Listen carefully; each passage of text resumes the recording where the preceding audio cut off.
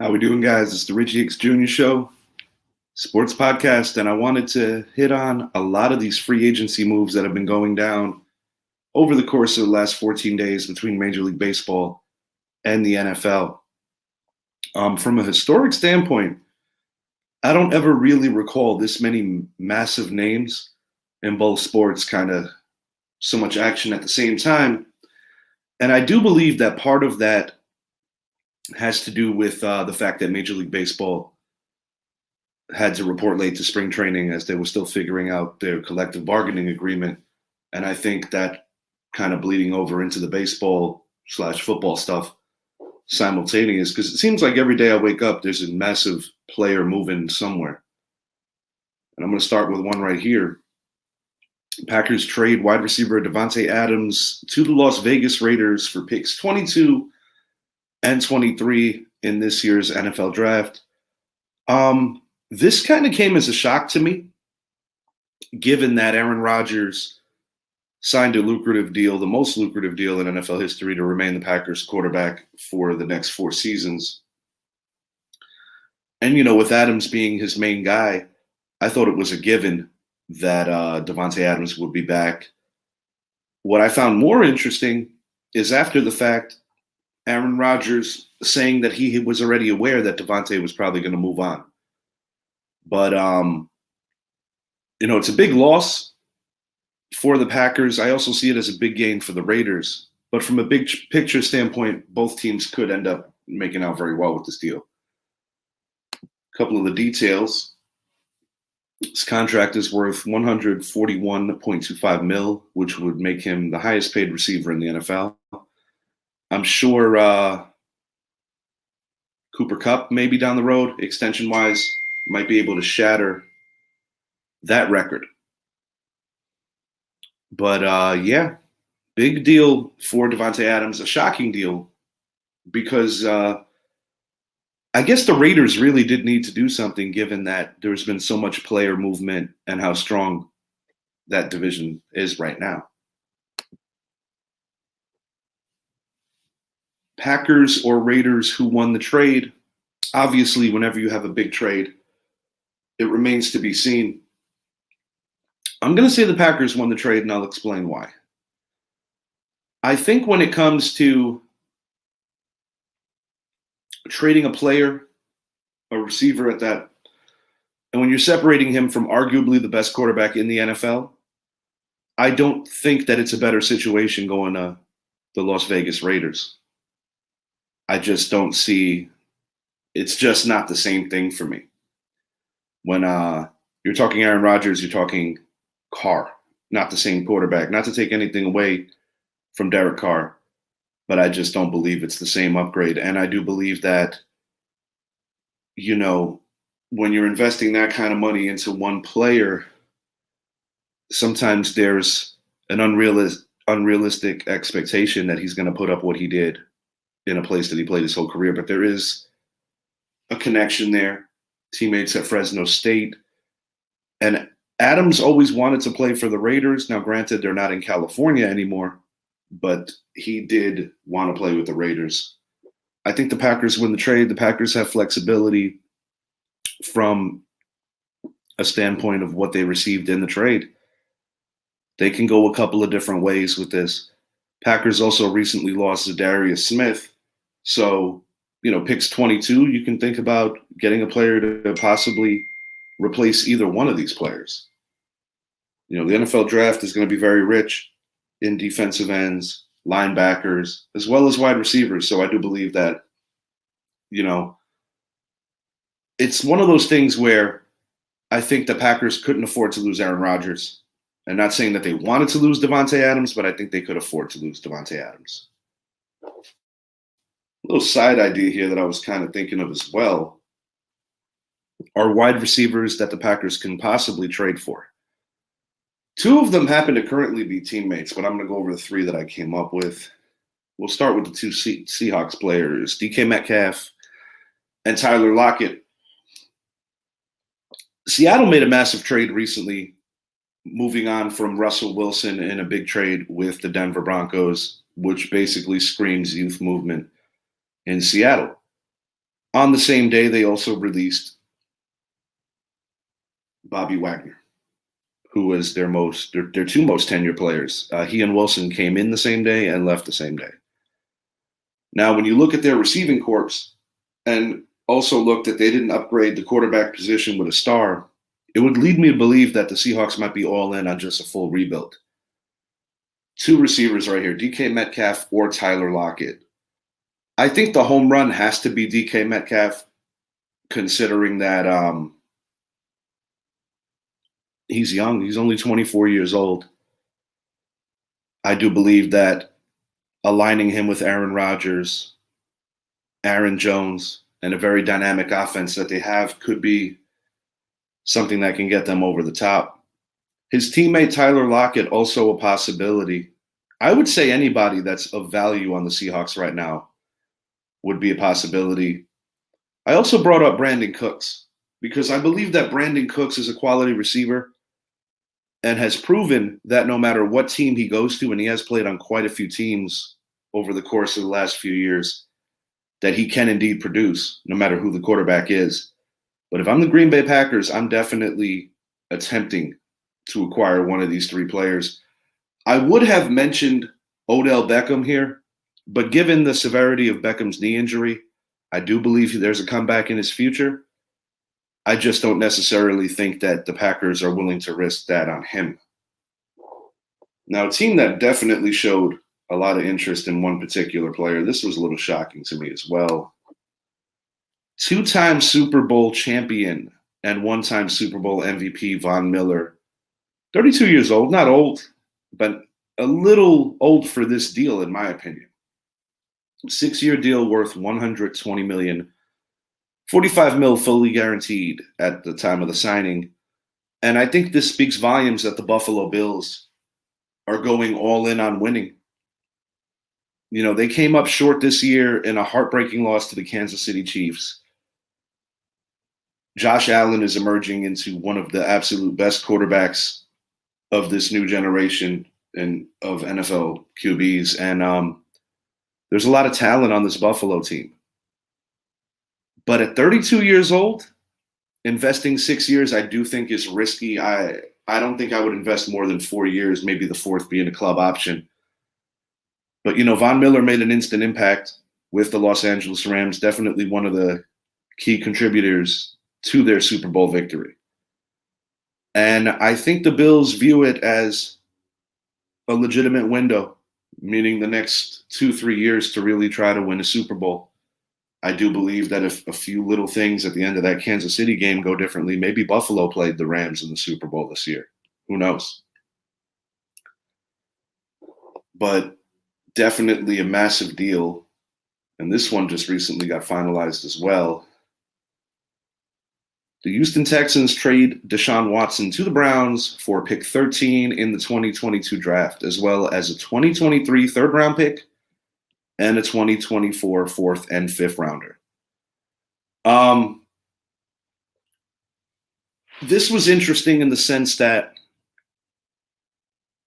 just a day before the Browns made the deal, made the trade, they were told that they were out of the running.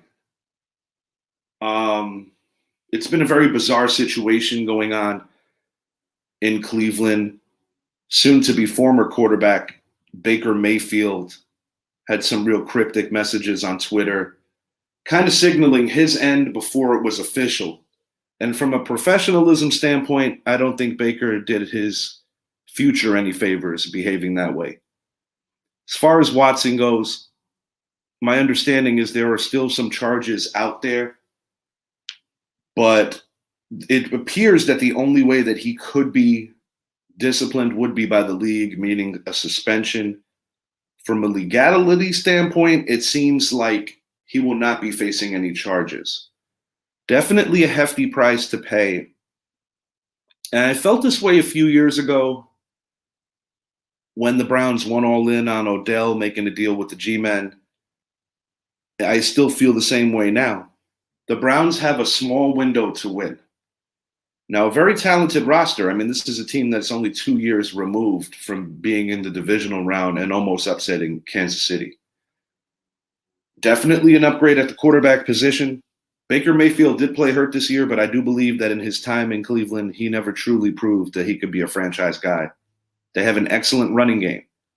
Recently acquired Amari Cooper, also a huge pickup. Not sure what the future holds for Jarvis Landry. He has been told he can seek a trade. Landry's reps have not exactly made it clear that he wants to leave Cleveland. Defense, talented. Consistent, no, but talented, yes. And I do believe that with all the player movement, Watson is going to be a great player. He might have to sit a little bit, possibly a month, should he get suspended. But for a team that has never won a Super Bowl and no championship since, I believe, 1964, which was before the Super Bowl era, this has to be exciting for all Browns fans. Now, kind of circling it around on some of the moves I just gave you, I got to ask this here. Given Russell Wilson to the Broncos, Juju Smith-Schuster recently to the Kansas City Chiefs, and you already have excellent quarterbacks in Justin Herbert,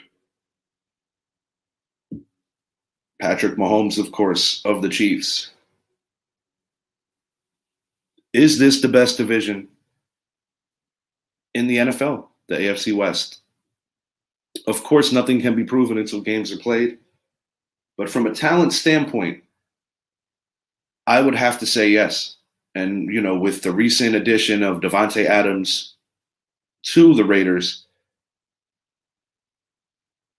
undeniably, this division is incredibly stacked.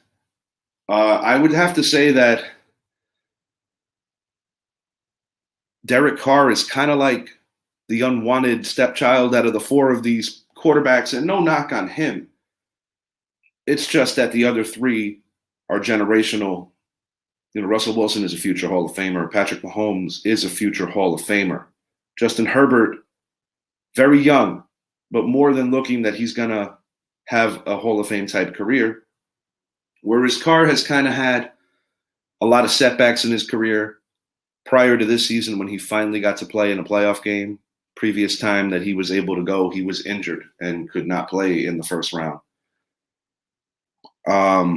This was a move the Raiders had to make, circling it back to Davante, especially with the tragedy with the Henry Ruggs situation for the vehicular homicide, essentially. We're going to see how that plays out in court, but Henry Ruggs' career is essentially over, as well as, lost life. Very tragic situation, which happened during the course of last year out in Vegas. From a depth standpoint, I would have to say that at the quarterback position, it's a quarterback-driven league. The AFC West is stacked. I think that going into all of this, the Denver Broncos' grand prize was Aaron Rodgers. I think that they look at Russell Wilson as a consolation. Me personally, I do think they traded a little too much for Wilson given his age. He is 33 years old. But Denver has not had a franchise quarterback since Peyton Manning. So I do understand why Denver acted the way they did and want that route. Some other maybe not so notable deals around the league. I wanted to mention J.C. Jackson also to the Chargers. Huge defensive pickup there. But less known deals. Mitchell Trubisky is headed to the Pittsburgh Steelers. The New York Giants acquired a quarterback to compete with Daniel Jones. I'm talking about Tyrod Taylor. I happen to like that signing very much. This is a final year for Daniel Jones under his rookie contract. Tyrod Taylor is very familiar with that system. Prior to Josh Allen, he did take the Buffalo Bills to a playoff game. And Tyrod's a consummate professional. He's been successful in different places, but has always seemed to be in the wrong place when new quarterbacks are coming around. This time, as a rarity, he could be the guy applying the pressure to be the starter. And as a fan, I just want the best guy on the field.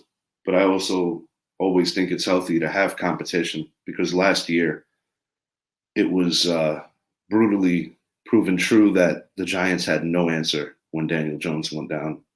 between Mike Glennon and Jake Fromm. Moving it along to my other team, my baseball team. The Yankees and Twins made a big trade about a week ago. While I was actually doing my last baseball show with my guest Richard Dorney, this trade was going down when we were given our MLB preview. My thoughts on the deal, I'm going to start with the Twins side. They acquire third baseman Gio Urshela from the New York Yankees, as well as catcher Gary Sanchez. I'm going to give the positives first, and then I'll round about on the negatives. In terms of the positives, Gary Sanchez stacks up as a top 5 catcher in terms of power production. Gio Urshela, excellent glove, versatile player, great clubhouse voice. Just a guy that was thoroughly respected by his teammates in New York. In return, the Yankees are getting Josh Donaldson. This was kind of critiqued and criticized given the fact that Josh Donaldson has a rather steep contract, making over $20 million a year and also being at age 36. That would be a negative. A positive, he brings a lot of power and a very sturdy glove to third base. In addition, the Yanks also acquired left-handed catcher Ben Rortvedt. Still unproven given his age, only 24 years old. But high ceiling-wise, a defensive upgrade. I think being a lefty and playing in Yankee Stadium is always a plus. And the guy is actually really jacked. I just have a very good idea that he's going to be a contributor in any Yankee lineup that is always in need of lefties. I think it was a good move. Third player, Isaiah Kiner Falefa. I was afraid I was going to stumble on his name there. One of the best defensive shortstops in all of Major League Baseball, was actually only in Minnesota for a week, and he was traded again to the Yankees. I think this essentially shores up the Yankees' defensive woes. Last season, the Yankees were 27 out of 30 in team errors. And, rounding it back to what Minnesota got here, Gary Sanchez, while all the power, as I already had mentioned, one of, if not the worst defensive catchers in all of professional baseball. In that regard alone, I think the Yankees win this trade. I don't think they necessarily wanted that contract from Donaldson, but sometimes I do believe that when you want to improve your team in one area, you have to take on something that might not be ideal. And I think this trade is a perfect example. I do not think the Yankees are done. I have an idea that they could potentially move maybe Gleyber Torres, Miguel Andujar, and a combination of prospects. They're very deep in shortstop prospects, possibly in a return for one of the two starting pitchers from the Oakland Athletics, whether that be Frankie Montes or Sean Manaea. But this trade kind of intertwines into the next one. And this was a shocker. Well, this is actually a free agent move coming up here. But Carlos Correa signed with the Twins. Correa was previously linked to the Yankees. Now, there has been a lot of controversy about whether the Yankees would or would not pursue Carlos Correa, given his involvement and his knowledge in the scandal with the Astros. The sign stealing scandal, the trash cans. I think the Yankees proved that they didn't want him, because I do believe if they wanted him, they could have made him a legitimate offer. I was a little surprised that Correa didn't go to Detroit to play for his former manager. Fuck you, AJ Hinch. I do believe that's actually where he was going to end up. This is how I see this deal. Number one, if the Yankees don't make the deal with Minnesota, I don't think Minnesota even has the slightest bit of monies to throw at Correa, but they did. But this is where this gets interesting. With his 2 opt-out clauses in this 3-year deal, he could essentially play this season, have a career year, which I think is his motive, because he didn't go there to win, and end up right back in free agency after year 1. I think it shows a lot of strange desperation on the Twins' part to want to give him such leverage in this kind of deal. So when people, meme-wise look at it like the Yankees are idiots, Correa signed there, Yankees made it possible for Correa to sign there. I don't see it that way. I look at it from both sides of the fence. With Correa signing a short-term deal with opt-out clauses, I think it proves that a lot of people were not willing to give Correa the years. And I think that's something that does get overlooked here. Not going to question his abilities, but from a character standpoint, there have been some questions, to say the least, about Carlos Correa. This here, next, is even more interesting. Freddie Freeman, the face of the Atlanta Braves, signed a huge deal with the Dodgers. His replacement in Atlanta, Matt Olson, also signed a huge deal. Matt Olson came over first. He was the first base. There were three of them. Anthony Rizzo, Yankees re-signed. Matt Olson was traded to the Braves, and Freeman was the last chip to drop. But some numbers on this deal. 6 years, $162 million for Freeman. His replacement, Olson, 8 years, $168 million, and in the trade, it cost the Atlanta Braves 4 prospects. According to Freddie Freeman, he felt blindsided to see that the Atlanta Braves actually gave Olson this deal. He said that he was very shocked. I, for one, don't necessarily know what I make or take out of that. I do believe that when Freeman, before the lockout, didn't seem as aggressive to get back to Atlanta, I do think Atlanta was already thinking about life after Freddie Freeman. And I think the mantra of the team this year, given that they did win the World Series last year without Ronald Acuna, this year it could kind of be like, we can still win and, kind of make Freddie Freeman's absence, kind of like a sticking point for inspiration and a rallying cry for the team. I mean, they're still a very good team. But, the rich keep getting richer. The Los Angeles Dodgers have not been afraid by any means to crush every and all luxury tax in order to put out a great product on the team. And although my New York Yankees have the third highest payroll in baseball, something that went down today is definitely not sitting well with a lot of New York beat writers and fans alike. This was earlier today, Trevor Story deal with the Boston Red Sox. 6 years, $140 million. I'm going to say this. Number one, I'm surprised because I thought he was going to the Astros, given that Correa left. Number two, I didn't see him going to Boston. I thought the Yankees might have been in play. Number three, I think they overpaid him. Because the Boston Red Sox, while I have to admire their lineup and some of the bats in that lineup, they have Rafael Devers at third. Trevor Story, to my understanding, will be going to second while Xander Bogaerts still stays at shortstop. They have Alex Verdugo in that lineup as well. They also have Martinez. This is a team that can hit. No doubt about that, offensively gifted. But I do think that Boston's downfall could potentially be the lack of pitching. I do not know the severity of the Chris Sale injury, but I know he's not going to be ready for the very beginning of this coming season. The Red Sox are proving that they are not afraid to throw their money around. What I do find kind of comical on the part of the New York Yankees is that the Yankees went inside a former Red Sox, Marwin Gonzalez, older player to a minor league deal, which is essentially an invite to spring training to see if he could crack the opening day roster. I don't necessarily believe he will. Not a bad ball player by any means, but I do think it was one of those spiteful moves or just one of those strange ones from Cashman. As a Yankee fan, I'll say this.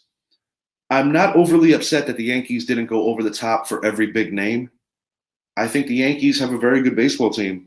Third best ERA, team ERA last season. One of the biggest struggles for the Yankees was scoring runs. And when I look at the players and I look at the lineup, I don't necessarily think that's happening 2 years in a row. I do think injuries played a part in that.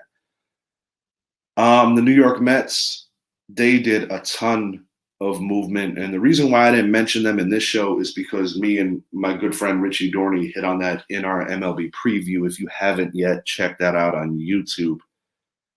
That's all I got for now, guys. Just a ton of player movement, and it's going to be a lot of excitement. Baseball is around the corner.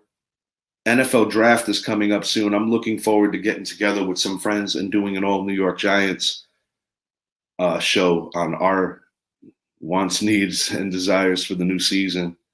But have a great rest of your Sunday, everyone. Thank you so much for watching, and please subscribe on YouTube.